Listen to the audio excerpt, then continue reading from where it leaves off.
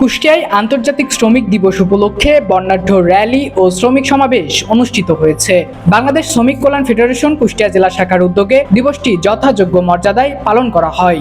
শুক্রবার 1 মে সকালে শহরের বাস টার্মিনাল এলাকা থেকে একটি বর্ণাঢ্য র্যালি বের করা হয়। র্যালিটিতে বিভিন্ন শ্রমিক সংগঠনের নেতাকর্মী সহ বিভিন্ন শ্রেণী পেশার মানুষ অংশ নেন। রঙিন ব্যানার, ফেস্টুন ও প্ল্যাকার্ড হাতে নিয়ে তারা শ্রমিক অধিকার ও ন্যায্য মজুরির দাবিতে স্লোগান দেন। র্যালিটি শহরের প্রধান সড়ক প্রদক্ষিণ করে পৌরসভার বিজয় উল্লাস চত্বরে গিয়ে শেষ হয়। শেষে সেখানে একটি সংক্ষিপ্ত শ্রমিক সমাবেশ অনুষ্ঠিত হয়। বাংলাদেশ শ্রমিক কল্যাণ ফেডারেশনের কুষ্টিয়া জেলা শাখার সভাপতি এস.এম. মহসিন আলীর সভাপতিত্বে সমাবেশে প্রধান অতিথি হিসেবে উপস্থিত ছিলেন সংগঠনের উপদেষ্টা ডক্টর নুরুল আমিন জসিম। সমাবেশে বক্তারা বলেন, শ্রমিকদের ন্যায্য অধিকার নিশ্চিত করা এবং নিরাপদ কর্মপরিবেশ গড়ে তোলা বর্তমান সময়ের সবচেয়ে গুরুত্বপূর্ণ দাবি।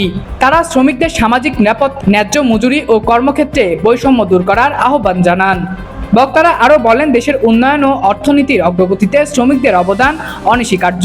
তাই দেশের মর্যাদা ও অধিকার নিশ্চিত করতে সরকার সহ সংশ্লিষ্ট সকল পক্ষকে আরও কার্যকর ভূমিকা রাখতে হবে। সম্রাট ইসলাম, আন্দোলনের বাজার, ডিজিটাল।